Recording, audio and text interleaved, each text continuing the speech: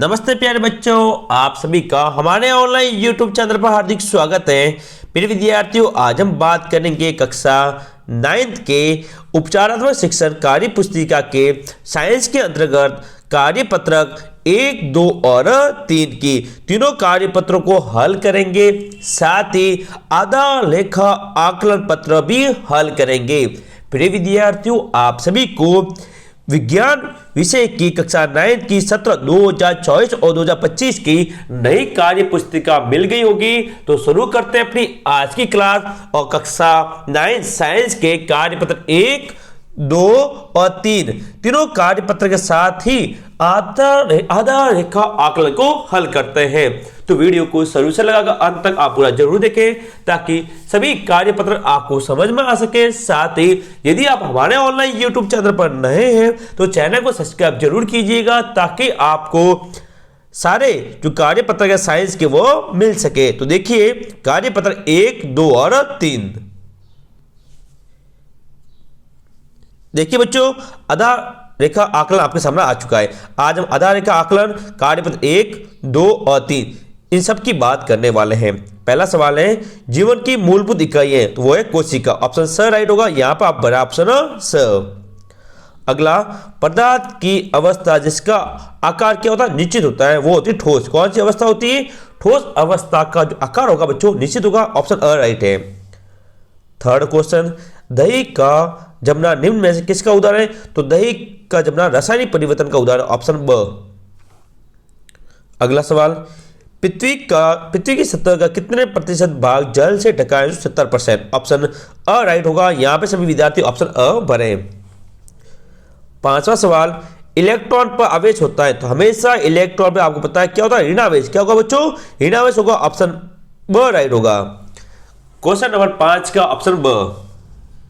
अगला सवाल, वायुमंडल में सर्वाधिक प्रतिशत वाली कौन सी गैस है? तो वो है नाइट्रोजन, ऑप्शन ब। पादप में जल का संवहन करता है तो जाइलम। देखो, जल से जल, जल से जाइलम, इस प्रकार से याद रखना है। इंपॉर्टेंट क्वेश्चन है ना, और पक्का आपकी अर्धवार्षिक परीक्षा पूछा जाएगा। 7वें क्वेश्चन का होगा ऑप्शन ब। हो गया, ये हमारे पहले पेज के सवाल थे, 7 वो पूरे किए। अब देखते हैं प्रश्न नंबर 8। प्रश्न संख्या 8, गति का प्रथम नियम कहलाता है, वो कहलाता जड़त्व का नियम। क्या कहलाएगा बच्चों? ऑप्शन अ राइट होगा, जड़त्व का नियम। 9 नंबर क्वेश्चन, वह धातु जो द्रव अवस्था में पाई जाती है, तो बच्चों वो है पारा। कौन सी है? पारा अधातु है जो कि द्रव अवस्था में पाई जाएगी। ऑप्शन अ यहां पर भरे आप। मेरे विद्यार्थियों, हमारे ऑनलाइन यूट्यूब चैनल पर आपको सारे कार्यपत्र करवाए जाएंगे। इंग्लिश के, गणित के और विज्ञान के जितने भी कार्यपत्र हैं वो सभी हमारे ऑनलाइन यूट्यूब चैनल पर आपको हल करवाए जाएंगे। तो चैनल को सब्सक्राइब जरूर कीजिएगा। 10वां सवाल, हथौड़े से पीटने पर सबसे अधिक ध्वनि निम्न में से किसकी सुनाई देती है? तो वह विद्यालय घंटी। ऑप्शन अ राइट, ब राइट होगा, ऑप्शन ब। 11वां सवाल, ठोस से गैस में बदलने की प्रक्रिया ऊर्ध्वपातन कहलाती है। क्या कहेंगे बच्चों? ऊर्ध्वपातन कहलाती है। इंपॉर्टेंट कर लो इसको कि सवाल आ सकता है, ऊर्ध्वपातन किसे कहते हैं? तो पदार्थ का ठोस अवस्था से सीधे गैस में बदलना।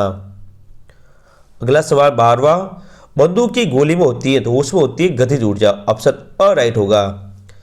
13वां सवाल, 13वां नंबर, दूरी का मात्रक, दूरी का है किलोमीटर। ऑप्शन ब राइट होगा। सिंचाई के परंपरागत तरीके होते हैं, तो वो है रहट। कौन सा बच्चों? रहट। 15वां, गोबर की खाद होती है, तो ये होती है प्राकृतिक खाद बच्चों। ऑप्शन अ राइट होगा। अगला सवाल 16वां, कान के कौन से भाग में आभूषण पहनते हैं? तो बाह्य कर्ण। ऑप्शन अ राइट होगा। विटामिन सी का मुख्य स्रोत है, वो है आंवला। ऑप्शन स राइट होगा। 16 में अ और 17 में स।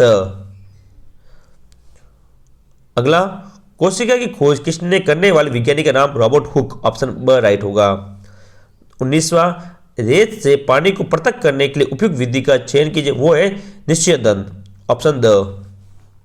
और हमारे आधार रेखा आकलन का अंतिम सवाल बच्चों, किसी ध्वनि तरंग के अभिलक्षण होते हैं तो आवर्ती, आयाम और वेग तीनों होते हैं। इसका ऑप्शन द राइट होगा, उपयुक्त सभी। तो यहाँ पे हमने आज आधार रेखा आकलन को हल किया। अब बात करें कार्यपत्रक 1 की। तो देखिए कार्यपत्रक 1, देखिए बच्चों कार्यपत्र 1 आपके सामने आ चुका है। जल्दी से आप सभी विद्यार्थी विज्ञान की कार्यपुस्तिका में कार्यपत्र 1 निकालें, जिसको हम हल करेंगे। पहला सवाल है, प्रकृति में कौन कौन से पंच तत्व है? 5 तत्व है, वो है वायु, अग्नि, जल, पृथ्वी और आकाश। जल्दी से इसको अपने कार्यपत्र 1 में पहले में उत्तर लिखें। अगला सवाल दूसरा, पदार्थ के कण कौन सी ऊर्जा के कारण गतिशील होते हैं? तो उत्तर है पदार्थ के कण गतिज ऊर्जा के कारण। बच्चों कौन सी ऊर्जा? गतिज ऊर्जा के कारण गतिशील होते हैं।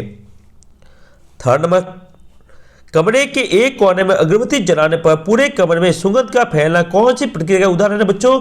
तो ये विसरण प्रक्रिया का। कौन सी प्रक्रिया होती है? विसरण प्रक्रिया का उदाहरण है। विसरण के द्वारा जो अगरबत्ती के कण है, खुशबू है, वो सभी जगह फैल जाती है। 4 नंबर, पदार्थ अत्यंत छोटे छोटे क्या कणों से मिलकर बना। किससे मिलकर बना बच्चों? कणों से मिलकर बना होता है। जल्दी से आप सभी विद्यार्थी इसको मेरे साथ लिखते चलें।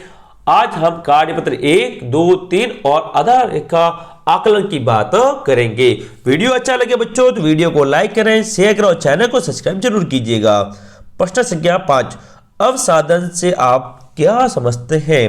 तो देखिए उत्तर, किसी तरल में उपस्थित कणों का जमीन पर आकर नीचे बैठ जाना अवसादन कहलाता है। 6 नंबर सवाल, आटे में उपस्थित सूक्ष्म अशुद्धियों को छलनी से छान कर पृथक किया जाता है। यानी अपन आटे को छानते हैं बच्चों, किससे? छलनी से छान कर अलग करते हैं। पृथक इस विधि का नाम क्या है? आप सभी को पता है। हम आटा किससे छानेंगे? छलनी से, हाथों के द्वारा। तो इसे कहते हैं हस्तक्षेपण विधि। ऑप्शन ठीक है। 6 नंबर हो गया। 7वां, पदार्थों के पृथक्करण की निष्पादन विधि से आप क्या समझते हैं? अपने शब्दों में लिखिए। उत्तर, किसी मिश्रण से अवयवों को पृथक करने की विधि को निष्पादन कहते हैं। और ये हमारा पहला कार्यपत्रक वो समाप्त होता है बच्चों। अब बात करेंगे कार्यपत्रक 2 की। कार्यपत्रक 2 आपके सामने आ चुका है बच्चों। विषय वस्तु हमारा आसपास के पदार्थ और पदार्थ के कणों के अभिलक्षण गुण। पहला है भंगुरता किसे कहते हैं? उत्तर, जब किसी पदार्थ को पीटने पर यदि वह विकृत होने के बजाय टूट जाए तो पदार्थ के इस गुण को भंगुरता कहते हैं। जल्दी से अच्छी तरह से आप सभी विद्यार्थी जमा कर अपने कार्यपत्रक 2 में इसका उत्तर लिखिएगा। दूसरा सवाल, ड्राइवर सीट बेल्ट में पदार्थ के कौन से गुण का उपयोग किया जाता है? उत्तर है यहां पदार्थ के जड़त्व के गुण का उपयोग किया। किसका किया गया बच्चों? जड़त्व के गुण का उपयोग किया गया है। हम यहां पे रुके हुए हैं। आप जल्दी से क्वेश्चन नंबर 1 और 2 का उत्तर लिखे बच्चों, ताकि हम आगे जो भी सवाल है वो भी हल कर सकें। हमारे ऑनलाइन यूट्यूब चैनल पर आपको गणित, इंग्लिश और विज्ञान के सभी कार्यपत्र हल करवाए जाएंगे, तो चैनल को सब्सक्राइब जरूर कीजिएगा। या अगला सवाल 3, जलीय जीव जंतु में रहने के दौरान किस प्रकार की ऑक्सीजन का उपयोग करते हैं? तो बच्चों वो जल में घुली हुई ऑक्सीजन का उपयोग करेंगे। तो देखिए उत्तर, जलीय जीव जंतु जल में घुली हुई ऑक्सीजन का उपयोग करते हैं।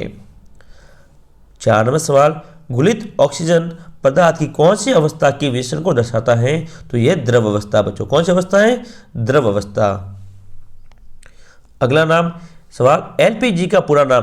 साथियों एलपीजी और एक सीएनजी का पूरा नाम जरूर याद करें आप, पक्का अर्धवार्षिक परीक्षा में आपको सवाल पूछा जाएगा। एलपीजी का नाम है द्रवीकृत पेट्रोलियम गैस, इसको लिक्विड पेट्रोलियम गैस भी बोलते हैं। और सीएनजी का पूरा नाम है संपीड़ित प्राकृतिक गैस। 6 नंबर सवाल, पदार्थ के कण एक दूसरे को परस्पर आकर्षित करते हैं। और अंतिम सवाल 7वां, पदार्थ के कण निरंतर क्या होता है बच्चों? गतिशील होते हैं। क्या करते हैं? वो गति करते रहते हैं, यानी कि गतिशील होते हैं। तो बच्चों ये हमारा कार्यपत्रक 2 यहां पर समाप्त हुआ। अब बात करेंगे कार्यपत्रक 3 की। तो देखिए कार्यपत्रक 3, कार्यपत्र 3 आपके सामने आ चुका है। पहला सवाल है, पदार्थ की कितनी अवस्थाएं होती है? नाम लिखिए। उत्तर, पदार्थ की 3 अवस्थाएं होती हैं, ठोस, द्रव और गैस। जल्दी से इसको लिखें आप।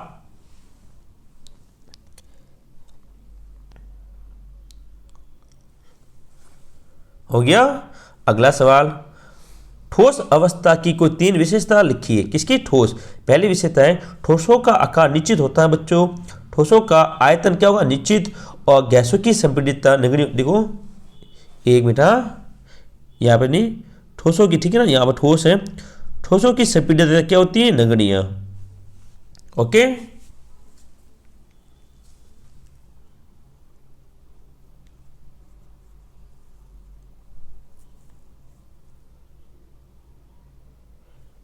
अगला सवाल, क्वेश्चन नंबर 3,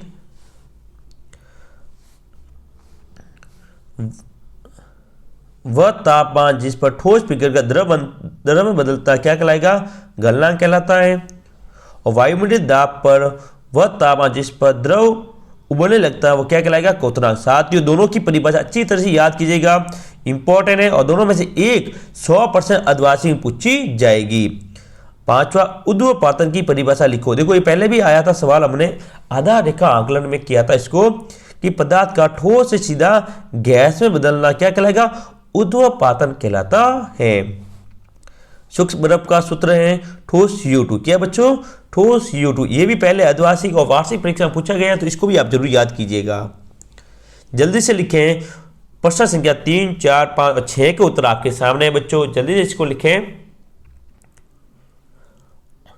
अगला और अंतिम सवाल, बर्फ को फ्रिज से बाहर निकालने पर पिघल जाती हैं, ऐसा किस उष्मा के कारण होगा? तो ऐसा होता है गुप्त उष्मा के कारण।